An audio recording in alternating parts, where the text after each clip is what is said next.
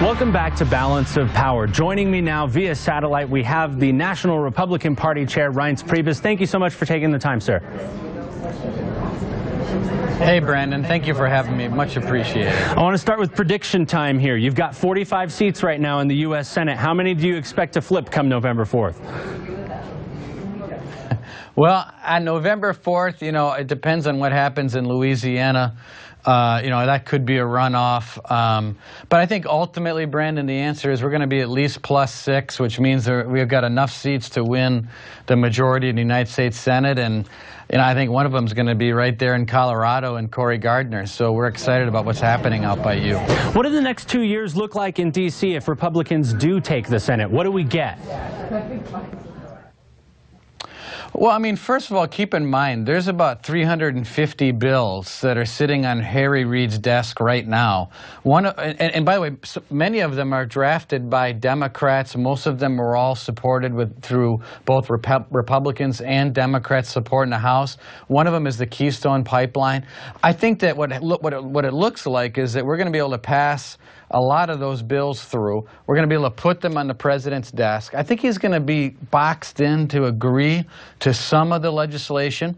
I think we're going to be able to pass a budget, which, by the way, people may not realize you don't need the president's signature to actually pass a budget. So we haven't been able to do that in this country for a while. I think those are all positive steps forward, Brandon, in getting the country back on track.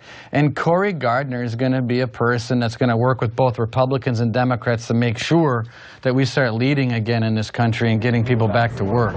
Now, Republicans used to have it pretty good in Colorado, but the last few election cycles, the Democrats have managed to turn this state a little bit than you would like. How important is it to prove that Republicans can still take this state?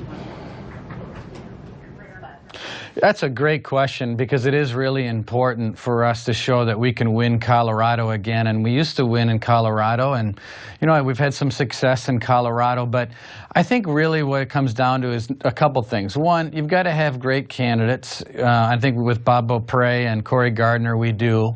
But you also have to have a great ground game and a national party that's got its act together when it comes to making sure that we're talking to everyone in the community. Right now, Cory Gardner is actually doing, I think, better than Mark Udall in the Hispanic community, which is, that's important. And I think that all comes from a concentration on the ground, but also having candidates that understand what's important to people in Colorado.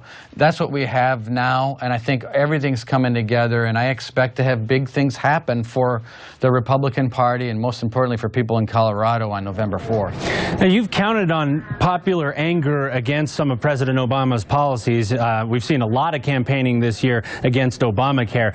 If that law is as awful as the GOP claims, and as some even public opinion polls would show, how come it's still a close race?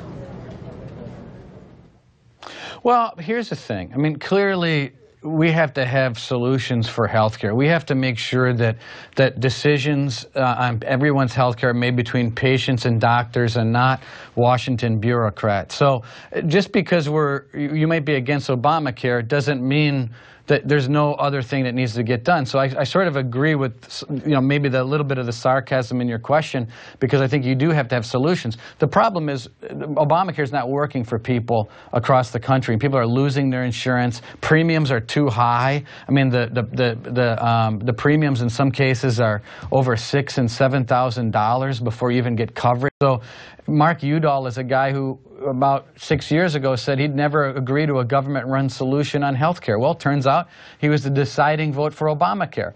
The truth is, Obama, and his policies aren't popular across the country because they're not working. The problem with Mark Udall is he supported these policies at a rate of 99%. So I get that you can't just be against things, but we have a responsibility, though, to point out to people in Colorado that Mark Udall is not who he said he was, and so that's part of the equation. One of the things Cory Gardner's been selling is branding himself as a new kind of Republican, and I'm curious to hear, what does that mean to you? What is a new kind of Republican? Well, look, I mean, we rolled out our 11 principles a couple weeks ago, and I think some of the language and some of the ways that we're communicating about things might be a little bit different. But I mean, I think it means that we have to be a party that understands that the debt's out of control, that we need that security in our country is both security abroad, energy security, border security, that school choice is an issue for families across this country. I think really at the end of the day, it's a matter of better communication, talking to people in communities where they live, and being a party that's relevant every day, everywhere across this country, in every community, whether we represent them in Congress or not. And so I think that's what you're seeing from Cory, and I think if you look at his success across the state of Colorado, you know, his campaign may end up being the entire model for how things ought to be done in this country and how people should be communicated to and how elections obviously should be run from a state-by-state level, and he's done an incredible job of that. Republican Party Chair Reince Priebus, thanks so much for being on Balance of Power with us. We appreciate it.